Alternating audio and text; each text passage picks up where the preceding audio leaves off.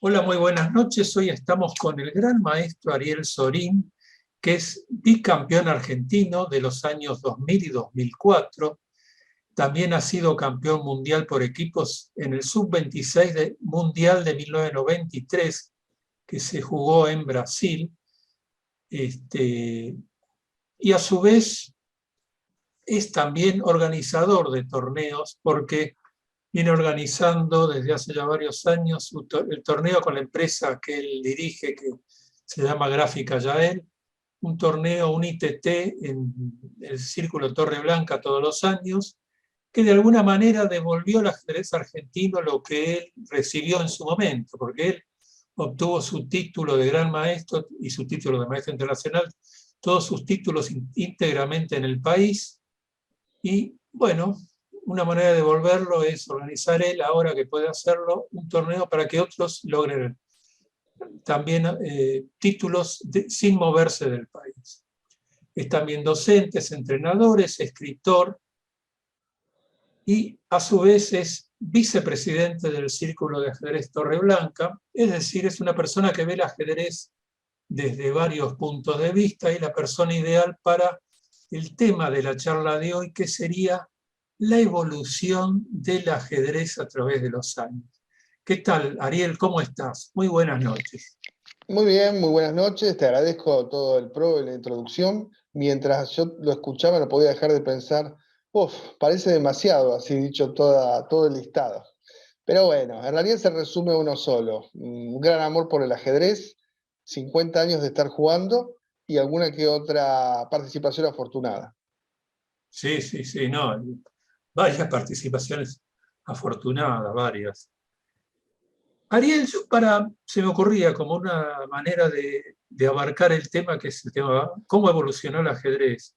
Yo diría, si te parece bien, dividirlo en materias, las materias típicas en que se divide el ajedrez: táctica, estrategia, teoría de aperturas, teoría de finales, y a su vez la táctica, bueno, evolucionar. Uno piensa, en principio, no sé, vos me dirás sí o no, que la táctica por ahí no evolucionó, se mantuvo más o menos igual. Si vamos a los temas de táctica, serán los mismos que rigen hoy, los mismos que estaban ya en el Tratado General, en el tomo 2 del Tratado General de Grau, que hablaba de ataque doble, jaque descubierto y todas esas cosas. No sé si la táctica ha cambiado o no ha cambiado, o cómo pensás que ha evolucionado en estos últimos 50 Bueno, 100 años. para comenzar, yo creo que cuando hay una conversación de este tipo, primero hay que ponerse de acuerdo con el que está del otro lado y con los que escuchan, de cómo podemos definir a la palabra estrategia y a la palabra táctica. Es decir, habitualmente siempre se relacionó la palabra táctica con la ejecución concreta de un plan. Es decir, uno tiene un plan determinado, no sé, dar jaque mate, y hay una secuencia forzada o semi-forzada que nos acerca a esa dirección.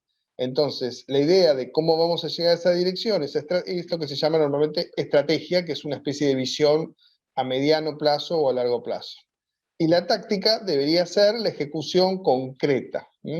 El problema que esa, digamos, definición es perfecta para el ser humano, porque nosotros no tenemos, a diferencia de las computadoras, una capacidad irrestricta de ver mucho más que 4 o 5 jugadas precisas. Obviamente hubo unos campeones mundiales que hacían y pensaban variantes de más de 10 jugadas, pero la inmensa mayoría de los mortales, a lo sumo podemos tener unas 3, 4 jugadas blancas-negras de precisión. ¿Bien? Entonces, claro, como era imposible calcular tanto, para entender hacia dónde vamos, teníamos que basarnos en principios generales. Esos principios generales se hicieron como un corpus, así de criterios generales, y le pusimos el nombre de estrategia. ¿Bien? Que es muy acertado ese enfoque, porque el ser humano, insisto, es limitado. Pero es un enfoque pedagógico, porque las computadoras en realidad no tienen esa limitación, pueden con pocas piezas incluso ver a veces hasta 30 jugadas adelante, o más. Hay varios programas que con 6 o 7 piezas ya ven hasta el jaque mate final exactamente, en el caso que haga la mejor defensa uno y el mejor ataque el otro, cuál sería el mínimo de jugadas.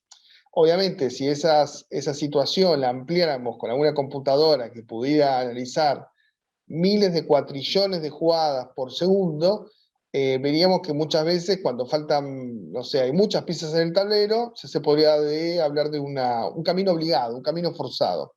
En definitiva, el ajedrez, desde el punto de vista científico y específico, no tiene algo llamado estrategia. Tiene un cálculo muy concreto, donde después de unas jugadas futuras, 10 o 15 jugadas, las computadoras, por ejemplo, hacen un algoritmo de evaluación y se basan en eso para tomar una determinación. Cada día son más fuertes y el algoritmo, es decir, ese horizonte táctico, cada vez es más lejano. Ya no son ni 5 jugadas, ni 8, a veces son 10, 15, 20 o 30. Pero bueno, básicamente el tema es clarísimo. La táctica lo es todo. La estrategia es simplemente una definición pedagógica que usa el ser humano para tratar de asir, es decir, de alguna forma atrapar lo que le es incomprensible, que es el cálculo extenso. Estuvimos conversando con Enrique hace poco de este tema, y yo le comentaba de que cuando yo era chico, los grandes libros de ajedrez en la Argentina eran obviamente el Tratado General de Roberto Grau, y al mismo tiempo, siempre por influencias específicas y de mucho sentido común, por ejemplo, una figura como Capablanca, siempre fue muy importante, lo cual produjo, en mi opinión, un gran respeto y predisposición por aceptar esas reglas estratégicas, ¿no? Y decir, por ejemplo, frases como, el negro está estratégicamente perdido, que es una típica frase que le encantaba decir a Grau, sea del blanco o del negro, y también en los libros de incluso de Alekhine, en Mis mejores partidas, usa a menudo ese tipo de frases.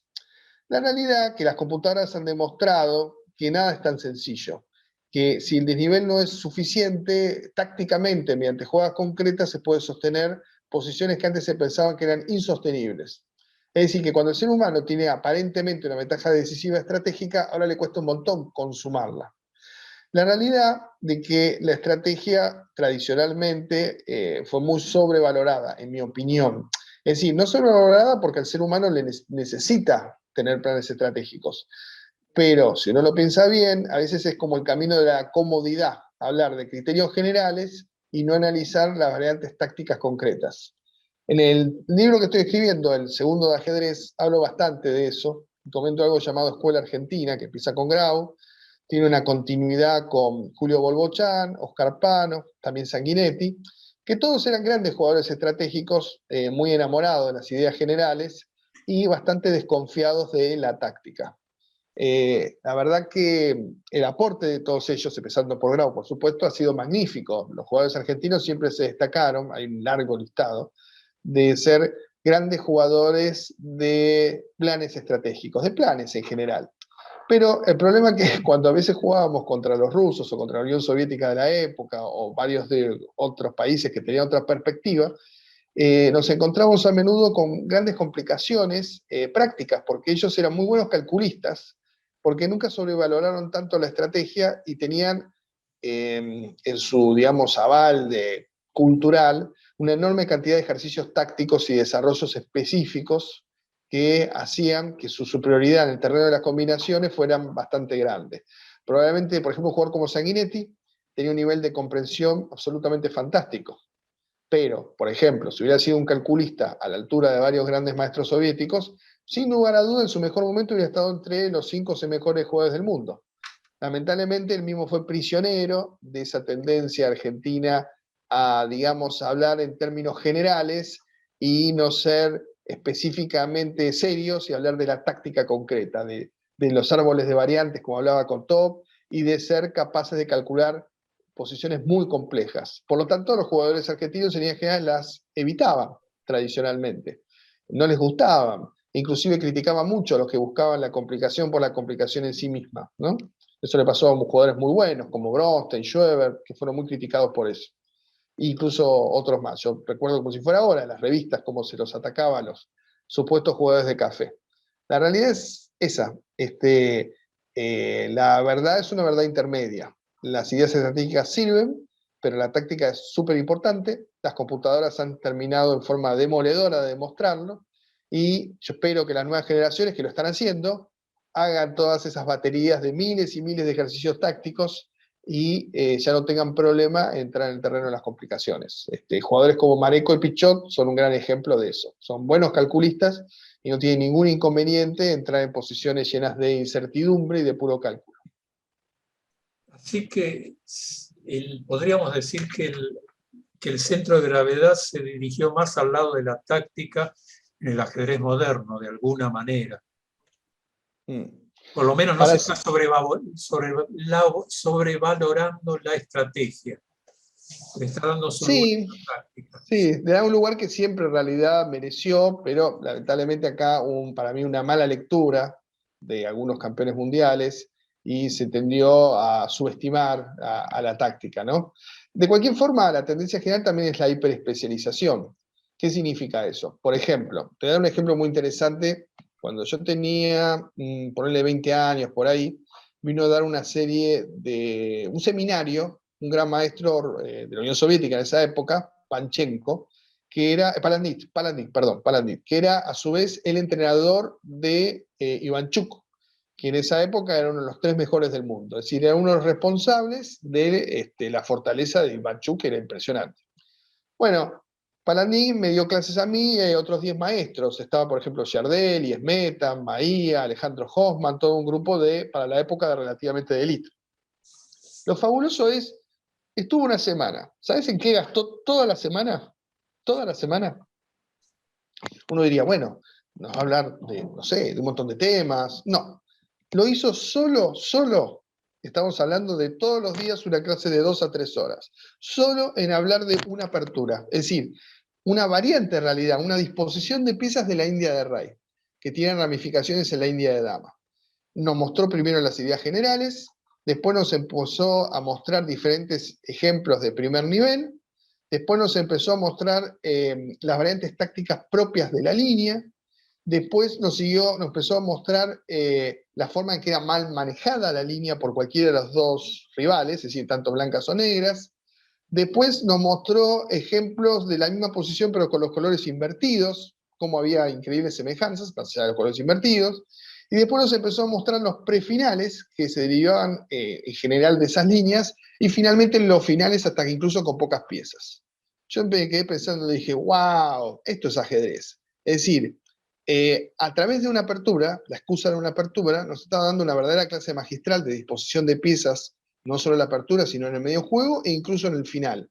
E incluso con las sutilezas tácticas de esa línea. Una por una, todas las clases, fue una semana entera, fueron dedicadas a esa única línea de disposición de piezas. Entonces, claro, yo después me quedé pensando, cuando yo juego mañana con Ivanchuk, por decir algo, justo esa posición, el tipo, además de ser un gran calculista y un tipo talentoso en general, entiende todo de esa posición. Mis errores típicos, mis errores, digamos, mi mala disposición de piezas, sabe a qué final quiere llegar. Era fabuloso. Es decir, en vez de una visión argentina, que en general siempre hubo, que fue, para definirla un poco, enciclopedista, es decir, saber de todo un poco, saber todos los tipos de finales, saber todos los tipos de aperturas, saber todos los tipos de variantes tácticas, no.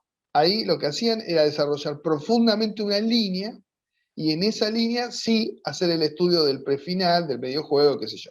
Me acuerdo que cuando vi eso dije, y claro, nosotros no entendemos nada. Los tipos arman un repertorio con un trabajo que ellos pueden hacer porque además tenían acopiada mucha información, es decir, había todas generaciones de entrenadores que sumaban información de esa misma línea, que es decir, tenía una base teórica, que en esa época que no había computadoras, estoy hablando para que se entienda, ¿no? Año 1988 más o menos fue eso. Hace mucho tiempo no había nada todavía relacionado con las computadoras. Claro, los tipos sacaban una gran ventaja, lo tenían muy claro de que el ajedrez moderno era una especialización. Y bueno, y me acuerdo que me encantó y a su vez me deprimió, porque me di cuenta que mis años de adolescencia se habían basado un poco en Grau, había recibido clases de Pano, en general, que eran todas clases geniales, aportes geniales. Pano es un maravilloso docente, Grau es un maravilloso pedagogo, pero que en realidad no eran tan prácticas y eficaces como ese increíble nivel de especialización que nos estaba ofreciendo Palandí. Ajá. Mira vos. Eso sí. Por eso sería calculismo y especialización. Eso sería un poquito ciertas tendencias por lo menos del estudio sistemático moderno. Mirá vos, mirá vos. Sí, es decir que ya perdería validez eso que se decía de que, bueno, hay maestros que saben dónde poner las piezas. No, eso ya no correría más. Y tiene validez, pero no nace de un trabajo. A ver, yo puedo estudiar muchas horas de ajedrez, todos podemos estudiar muchas horas, pero es muy interesante el principio de la calidad del estudio. Es decir, cómo nuestro tiempo recibe un reditúo proporcional al que usamos. Lo que trato de decir es que con muchos libros generalistas que yo leía, sí, obviamente aprendí ajedrez, obviamente aprendí a dónde poner las piezas, pero incomparable con lo que hacía Paladí con una única apertura. El tiempo empleado que nos dio para esa apertura, si queríamos jugarla, por supuesto, era muy útil, muy práctico y muy redituable. Por eso ellos ya tenían a los 14 o 15 años jugadores extraordinarios y nosotros simplemente jugábamos los campeonatos argentinos de cadetes con un promedio de ranking de 2300, el mejor de los casos. Algo que quizá haya cambiado en estos tiempos en cuanto a la apoyatura del gran jugador de ajedrez, de los jugadores de élite y todo eso, es la figura del entrenador, que me parece que es una figura que es relativamente reciente. A lo mejor ya lo tenían los soviéticos, allá por ahí ya tal tenía un entrenador, pero hoy en día, es decir, acá en Argentina lo que vimos que estaba más la figura del maestro y no la del entrenador, ¿no? Que hay una diferencia importante entre los dos conceptos. Muy bien, es así. Mira, a ver, primero lo primero. La mayoría de los jugadores argentinos que se destacaron en muy buena medida fueron autodidactas. Yo, el primer profesor entrenador que me crucé en mi vida, y que por cierto era muy bueno, es Alberto Paglilla, hermano del conocido Carlos Paglilla. Él entrenó a Miguel Bernat, Marcelo Tempone, Sergio Slipak, Rodolfo Garbanino, y a mí mismo, aunque conmigo lo hizo solamente un mes y medio más o menos. Yo, a su vez, ya leía en esa época, me gustaba mucho leer, y ya leía algunos autores rusos que hablaban un poco del tema del entrenamiento y demás. Te doy un ejemplo, ¿no? Un tipo 16, 17 años, me di cuenta que algo que parece una obviedad, pero no siempre era una obviedad para los maestros argentinos que daban clases. Concretamente, yo en esa época analizaba todas mis partidas muy profundamente por escrito, trataba de encontrar todos los errores. Cuando terminé de analizarlas, en esa época contraté, por ejemplo, estoy hablando cuando tenía 16, 17 años, contraté a Raimundo García y Luis Bronstein para que a su vez hacían una revisión de lo que yo había analizado, porque no confiaba en mí mismo, que es lo que siempre hay que hacer, hay que buscar la opinión de un tercero, del otro, como dicen los psicólogos, para tratar de descubrir la verdad y también descubrir los errores que uno comete y tratar de, a través del descubrimiento y de la búsqueda de los errores comunes, encontrar como una especie de terapia para solucionar los problemas. Me acuerdo que eso, que yo lo desarrollé de forma autodidacta, y aunque no me lo explicó nunca y no lo vio de esa forma nunca Alberto Paglilla, en su praxis sí se veía, pero no a nivel teórico. Bueno, en definitiva me acuerdo que en esa época Raimundo García, por ejemplo, una gran persona y muy buen docente, veía mi trabajo con los cuadernos, mi búsqueda de errores comunes, y un día me dijo, porque él era una persona muy sincera, era brutalmente franco, esa sería la definición para hablar de Raimundo. Me decía, yo la verdad, me decía, cuando te vi con esos cuadernitos, todo eso, pensaba, ¿qué está haciendo este tipo? Me dice Raimundo. Pero después me quedé reflexionando y me di cuenta que era bastante con sentido común lo que estabas haciendo, me dijo. Y ahora se lo estoy recomendando a todos mis alumnos. Es interesante, porque Raimundo era una persona bastante mayor ya cuando traté con él, y sin embargo, un tipo práctico dijo, no, pero esto sirve, funciona. Bueno, esa idea del autoanálisis, buscar constantes en los errores, armar una terapia concreta de mejoría a través de esos errores, yo la desarrollé sí con mis alumnos, ¿no? Los que fueron así, los más relevantes son Rubén Felgaer, Diego Flores, Martín Labolita, en menor medida Pablo Zarnicki, Fernando Peralta, pero bueno, los tres primeros en particular fueron los que más tiempo dediqué a ese tipo de trabajo, ¿no? Y fue muy fructífero, de hecho, siguen siendo jugadores importantísimos dentro digamos, del plan argentino, ¿no? Con los que más trabajé, así estrictamente, es con Felgaer y con Flores y la bolita. Con los otros también di unos cursos, pero siempre trabajando en la misma dirección. Autocrítica, identificación de errores y terapia para corregirlos. Es decir, una terapia ajedrecística, ¿no? Por supuesto. Sí, sí, ¿Y por sí. qué no psicológica a veces? Porque a veces el problema era también psicológico. Y Bueno, sí, sí, a sí, ver, es una eso que estoy variante. diciendo parece muy elemental y muy obvio, todo lo que estoy diciendo. Y claro, esa es la forma de mejorar, diría la mayoría. Bueno, no tengo novedades. No existía ni siquiera algo ni remotamente cercano en ningún maestro argentino, ni en la década del 50, ni del 60, ni del 70, ni del 80, ni nada. Recién los argentinos, cuando empezaron a traducirse el libro de Doborevsky, el famosísimo entrenador soviético, el que sus alumnos fueron, por ejemplo, Yusupov, Greb, bueno, varios de las grandes figuras de la Unión Soviética, ahí todos dijeron, ah, mirá cómo se trabaja, ah, esto es así, hay que analizar mucho, especializarse en las aperturas, hay que trabajar mucho la táctica y ver a los árboles de variantes, incluso de esas aperturas. Ahí empezó a decir, ah, pero la realidad que hubo no es la culpa de nadie, pero no hubo un buen enfoque en el terreno de la docencia en el ajedrez argentino, para nada. Ahora no, hay una nueva generación, no sé, Jorge Rosito, varios más que entienden un poco la idea del entrenador. Además, hoy en día a través de internet o de YouTube tomás directamente clases con entrenadores rusos exsoviéticos. Ahora se saltó mucho de esos problemas. Pero en la época que yo me desarrollaba, no me quedó más remedio que el camino del autodidacta, que no es malo, pero se pierde mucho tiempo valioso encontrando un camino eficaz. En mi caso, mi madre era docente, entonces desde el minuto uno a mí me interesó entender cómo mejorar el ajedrez, cómo aprender más. Me gustaba mucho leer, eso me ayudó y me hizo que hiciera una especie de diferencial con el resto de mis colegas.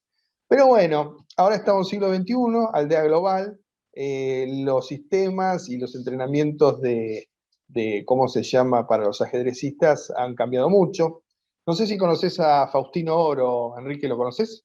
El nene, un chico, sí, que es Nene, un nene, pero no nene, como acá de cumplir, ajedrecista, escúchame, por edad, jugué, pero te cuento esta anécdota, jugué hace el sábado, jugué el torneo aniversario del Club Argentino de Ajedrez. En la última ronda, yo tengo 6,5 puntos en 8. Y juego contra mi rival, que tiene 7 en 8, que si me gana, gana el torneo. Mi rival era Faustino, que tiene 8 años y ya había destrozado a un montón de maestros. Y vos decís, wow, pero ¿cómo alguien puede jugar tan bien a los 8 años? El mismo caso son los Fiorito, Ilan Schneider. Hay un chico que lo conocí, no lo conocía, se llama Duarte, que me llamó mucho la atención, increíblemente veloz y rápido para entender, tenía 11 años y conseguí empatar de milagro en el torneo. Bueno, todos estos pibes, es increíble la cantidad de ejercicios tácticos que hacen por día. Es decir, se meten ahí en el Che o en Che.com y empiezan, taca, taca, taca, taca, taca, taca. Más, creo que en el caso de Faustino Oro, él tiene publicado a los 7 años cómo él resolvía cierto tipo de problemas, ¿no? Y lo resuelve muy rápido, a una velocidad increíble, porque la táctica, a diferencia de la estrategia, en la niñez se absorbe mucho, en forma mucho más sencilla, porque la estrategia está relacionada con el pensamiento abstracto, que se tarda más en desarrollar en la niñez, y en cambio la táctica con el pensamiento concreto, que se absorbe como una esponja. Bueno, estos pibes son durísimos, y cuando yo los miro, los veo jugar, los veo entender ajedrez, digo, que si hubiera entendido eso a mis 8 años, a mis 9, ¿a dónde hubiera llegado? Es decir, ¿a dónde hubieran llegado los Pablo Sarniki, Hugo Spangenberg, la generación que me siguió a mí? Había gente que, no sé, muy talentosa, pero claro, sufrían en el calculismo con los mejores. Ahora no, ahora afortunadamente se democratizó el mundo y estos pibes pueden entrenarse con baterías de táctica durante horas y horas y horas, de la misma forma que lo va a hacer un hindú, un chino o un ruso. Y se notan los resultados y la tabla de posiciones que estamos ocupando en el ajedrez infantil en este justo momento que estamos hablando nosotros. sí, sí, sí. Y con esto estamos un poco entrando a algo que hay ahora y que no había antes, que son las computadoras, toda las ventajas de la informática desde múltiples puntos de vista. Sí, las computadoras, en realidad, creo que, bueno, ya se habló mucho este tema de las computadoras. Lo único que quiero destacar sobre todas las cosas es el fascinante caso de AlphaZero, una computadora que empieza desde cero, un programa de computación empieza desde cero, y rápidamente, después de jugar contra sí misma docenas de miles de partidas, termina jugando un ajedrez mejor y más interesante que a veces que el campeón del mundo. Es decir, Sí. lamentablemente el algoritmo del ajedrez, está muy difícil de que, digamos, las computadoras eliminen el ajedrez como juego, porque realmente los números que se manejan, potenciales de variantes del ajedrez, nada, habría que juntar todas las computadoras del mundo para acercarse a analizar ya 30 jugadas por adelantado, porque así son exponenciales los números del ajedrez. Sí. Pero, con algoritmos, con un horizonte, es decir, yo miro 15 jugadas para adelante y a su vez hago una evaluación, a ese nivel, sí nos destruyeron, es decir, nos hicieron desaparecer, ¿no? Y fíjate lo de que AlphaZero no tiene algoritmos de estrategia, en gran medida son tácticos. Son de cálculo, y eso le alcanza y le sobra para matar a cualquier gran maestro del mundo. Con lo cual, una vez más, nos dijimos a lo que yo comenté, ¿no? La estrategia es un sistema pedagógico necesario para seres limitados, que somos nosotros. Pero las computadoras prescinden de eso y nos destrozan. Con lo cual, la discusión si la estrategia existe o si la táctica es todo, finalmente se acabó. Sí, yo noté, es decir, al margen de los programas que juegan al ajedrez, vi otras prestaciones o me parece ver otras prestaciones que presta la computadora. Por ejemplo, no sé, creo que sabrás que el iChess tiene una de las aplicaciones que tiene es táctica. Vos te metés y toman ejercicios tácticos que son extractados de las partidas de los propios jugadores. Increíble. Y lo más Increíble. curioso es que de repente para una posición táctica entre dos jugadores de 1700, digo, bueno, nada, jugadores de 1700 la hago en 5 minutos. No, ellos lo que podría haber pasado, a lo mejor no pasó eso en la partida, pero ellos se engancharon en una posición, le estudió la computadora y le dio la solución correcta. De Increíble. repente, la Sí, resolución de un problema, de una partida entre dos jugadores de 1400, a lo mejor la resolución que le dan es la resolución que le daría un GM. sí, igual eso la dio en la computadora. Los jugadores de verdad ni la vieron ni la soñaron. ¿No? Todo el tema de las computadoras a los seres humanos nos impresiona y nos asusta. Nos asusta y nos deprime. Con justas razones. De cualquier forma, creo que con el tema de la computación, pronto la pregunta en general, en todas las áreas, no va a ser hasta dónde podemos llegar en tal tema, sino cuáles temas de los humanos van a ser los últimos en ser comprendidos, manejados y superados por las computadoras. Es decir, no va a ser un diálogo acerca de lo posible o lo no posible, sino acerca de la cronología de lo definitivo y de lo paulatino. Es decir, así de deprimente. Pero bueno, afortunadamente, gracias a Terminator y otras series, otras películas, el peligro apareció. Yo siempre digo medio en chiste, medio en serio, que la persona más importante en la historia de la humanidad es Cameron, el director de Terminator, porque fue el primero que profetizó el peligro de las computadoras y creó, mucho mejor que cualquier sistema educativo, la realidad que es algo que tenemos que mantener siempre bajo control, que merecería el hombre el premio Nobel de la Paz algún día o de la supervivencia humana, porque armó todo un principio general de desconfianza absoluta al control de las computadoras. Esperemos que los dirigentes lo sepan y eso nos tenga a salvo. Pero bueno, el tema del ajedrez es apabullante simplemente el tema de las computadoras. No es ni siquiera interesante, ya es apabullante.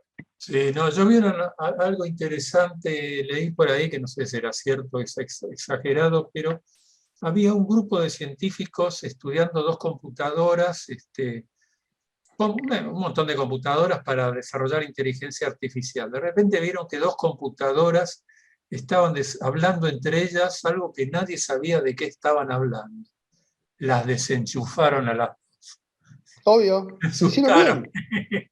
Hicieron bien, porque la realidad es que es un camino evolutivo que lo lógico es que si ellas hacen mejor que nosotros todo, nosotros sobramos, ¿no? Y Sí, sí. aparte, si ellas les damos una especie como de visión humanista a las computadoras, la primera conclusión que van a sacar, que desde el punto de vista de la naturaleza y del planeta Tierra, somos lo más parecido a un virus. Es la realidad, nos guste o no nos guste, por nuestra capacidad destructiva, somos un virus horrible y espantoso, así que es lógico que piensen en deshacerse de nosotros. No, es un tema muy grave. Igual nos hemos delirado un poco yéndonos un poco del ajedrez, Sí. pero quizás el ajedrez en ese sentido también ha cumplido una función muy interesante, porque ha permitido desarrollar bastante la inteligencia artificial, ha permitido mostrar los límites de los algoritmos, los límites del horizonte de cálculo. Hay un montón de aportes que han sido fundamentales en el ajedrez para la teoría de inteligencia artificial. Así que sí está entrecruzado todos estos temas con el ajedrez. Sí, sí, sí.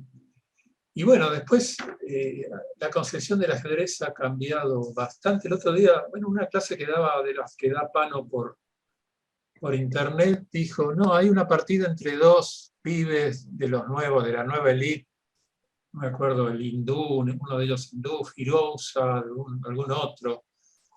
En una apertura había hecho todos, jugada 10 movimientos de peón, ponele, que va contra cualquier norma táctica, estratégica, contra cualquier estrategia o contra algo, y sin embargo era válido y lo habrían hecho estudiando con computadoras, es decir, toda otra realidad que se abre, que sale de los lugares comunes que la humanidad tuvo tanto Bueno, tiempo. lo que pasa es que una de las razones por que el ajedrez ha sobrevivido tanto, que esas reglas generales que armamos, estrategia, por ejemplo, lo más importante es el desarrollo, lo más importante es el control del centro, qué sé yo, que a grandes rasgos son correctas, tienen una enorme cantidad de excepciones.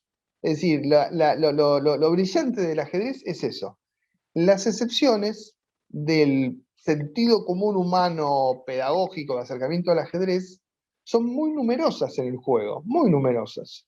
Y además, es como que la especificidad de cada posición es a veces tan sofisticada, que se impone a todo lo que uno considera que es correcto o incorrecto del ajedrez. Es decir, una de las fortalezas del ajedrez con un montón de juegos parecidos que quedaron superados por las computadoras. Y en cambio el ajedrez se resiste estoicamente. Pero bueno, la excepción es muy común. Ese sería uno de los grandes secretos del ajedrez. Sí, sí, sí, sí. Bueno, así que volviendo a los títulos, digamos, la táctica, de alguna manera se habrá mantenido quizá, pero la teoría de la estrategia creo que se ha enriquecido porque hay los temas que antes que eran peón doblado, peón aislado, dominio del centro, siguen vigentes, por supuesto, pero se han agregado otros. Yo veo por los títulos de las clases que da Pano, por ejemplo, mayoría, no sé si lo inventó él el título, pero mayoría potencial en un flanco, que la misma cantidad de peones, pero por la exposición en que están, uno de los dos puede generar un peón libre y bueno, o centro dislocado, no sé, cosas que pone él que bueno, parecería haberse enriquecido la estrategia. Y la teoría de apertura sí, seguramente ha cambiado muchísimo porque ahora se estudian con un motor de búsqueda y se enriquece muchísimo todo, ¿no? Sí, igual hay un temita que no hay que subestimar, que ha tenido una honda implicación. La realidad es que el ritmo actual del ajedrez es mucho más rápido, hay mucho menos tiempo. Es decir, por ejemplo, ¿no? Antes en un momento había te diría 2 horas y media para 40 jugadas. Ese era el ritmo del campeonato del mundo.